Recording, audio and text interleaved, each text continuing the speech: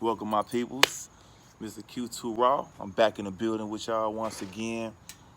Have been doing these videos in a long time because I really try to stay off the face video internet because y'all got a lot of people out here that's doing a lot of the blogging, weekly interviews or whatsoever. But I did have to touch on this subject for today, and I will be touching on a lot of future subjects as well. We got Bianca Belair and Jade Cargill together in WWE. Now, this I had to speak on.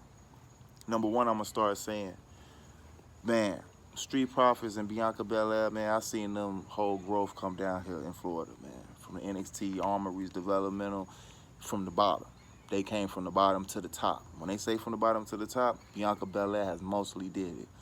Shouts out to Street Profits too. You feel me? They actually hit the plateau and hit the mainstream. But Jade Cargill hitting WWE with Bianca is the most interesting thing that has hit 2023 to me. So, Mr. Q2 Raw, do you see Bianca Belair and Jade Cargill going to WrestleMania 40? WrestleMania 40, Jade and Bianca. I do see them headlining a night of WrestleMania if they have a 2-night ordeal. But I don't know what's gonna go on.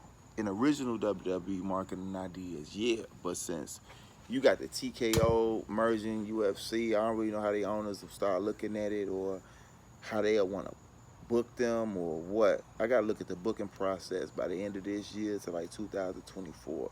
It sounds great, it looks awesome on paper, but they probably want to develop Jade a little bit more, I would say, before they put her in them big spotlights of, 85,000, 90,000, or wherever they at, whatever arena. You have to be a performer that can stand that test. So Okay, it's a possibility. Okay. So, Mr. Q2 Raw, how do you foresee Jade Cargill in WWE in the future? I think Jada fit well. If the NXT developmental performance center that they have in Orlando will most definitely get her prepared to go. But once she hit the main roster, it's going to depend on if WWE want to give her that certain push or not.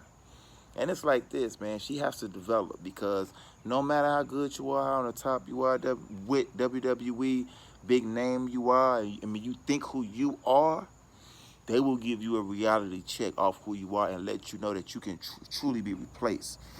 Because, see, WWE is a big machine of the world, man. It's worldwide, it's a machine. And as a talent, and it's anybody, working in back office, security, talent, there, anybody. It's a machine and you're a gear, and you're most definitely replaceable. Pull that gear out, put another gear in. Because just as hungry as you are, it's somebody else fighting and hungry to come off this concrete out here, banging on them doors in in Orlando to get in.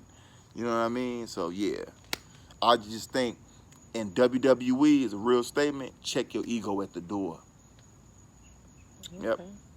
Okay, these are some great answers, Mr. Q2 Raw. I love the insight. I do have one more question for you. So, when the smoke cleared, do you see Jade Cargill and Bianca Belair becoming tag team partners? Maybe 2 to 3 years in down the line. They will most definitely have a feud first. Then once they have a feud, they possibly put them as a combination, probably become one of the most dominant force female tag teams that the WWE has ever seen as a combination. So with that, yeah, a tag team with them, if they build up their women division and those two get together, you're talking about one of the greatest women tag teams that was ever formed in the history of WWF//E. Because from what I'm hearing in the workers, we're going back to WWF. But we're going to see. Okay. So, with that being said, hypothetically speaking, if Bianca and Jade were tag team partners, who would you put them against?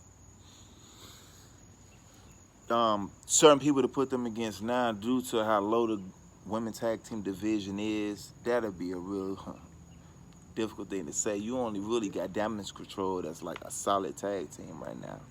So future reference, maybe they'll start building up the division, and then maybe they'll have more competitors that we can say that they can go against. But I just say overall, if you put them forming as a tag team after they go through their feud, get the people their money's worth, because WWE sure know how to milk the cow. So, yeah, you can milk that cow good. You can have them against each other, and then later on, years with each other. Man, that's a 3-year period. Pretty much how they doing with Roman right now. They doing an awesome job with Roman. You get all the people who have their speculations on the internet and everything. Let me tell you something. In the 80s and 90s, we didn't have internet. Bookers and promoters did what they wanted to do. Of course, people had opinions, but they wasn't able to spew them online. But nowadays, I say the back end office has to get on not really listening too much of the internet, because it's kind of like dictating your business and your pace. Promoters should know how to will people in on their own, and that's by certain booking knowledge, and you got to have certain talent that understand the mystique of the business and the psychology. So that's what it comes down to. Bianca and Jade, I say Jade needs to work on this, and for both of them, if they go to WrestleMania, and please, I hope this gets to them, they need to go watch some footage from 1984, 1985, 1986 from World Class and bring mystique. Know how to move in the ring, know how to sell, know what to give. If they learn that, you can draw fans back in. It's a science. Most definitely a science of the madness. They have everybody thrown off because it's became an acrobatic contest. Put a little acrobatic here and there. See, I came up on like the Jushin Thunder Liger. He was like rare doing what he did his his era. Too Cold Scorpio. I remember I first seen him in Clash of the Champions 1992 with Ron Simmons. He was the only high flyer at that period.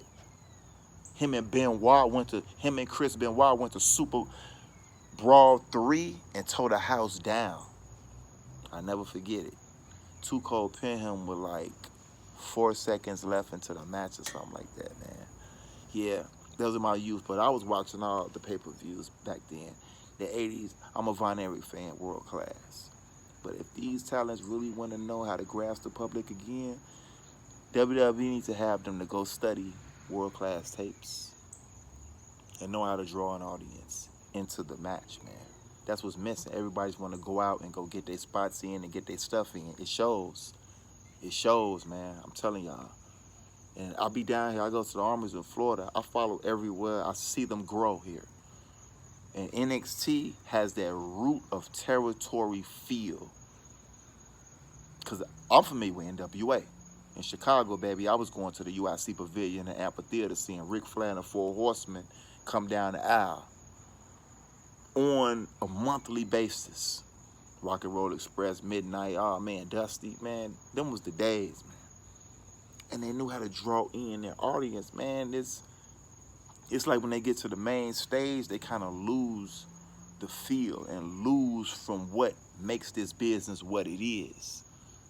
You gotta pace. You gotta pace to get there. They're trying to do so fast, so fast, so fast, so fast. That's so fast, it never really works. It's overnight, man. Nothing, and people tell you nothing happens overnight. So anything you want to do fast and quick, it just never works out, bro. Nothing in life. So I hope these TKO people that's owning WWE now have that mindset, have an understanding of a slow build. You guys remember back in the day, hold on, 88, 89, they have a whole field built from, they used to book from one WrestleMania to another WrestleMania and slow build it for a year. Slow building. And we all remember that. Nowadays, it's just so fast. Everything is so fast. Got to take it back. And I'm going to tell you this. What old truly becomes new again.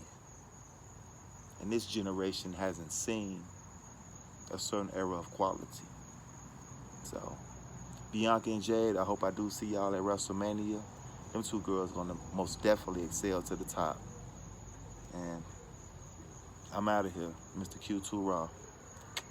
See you next time.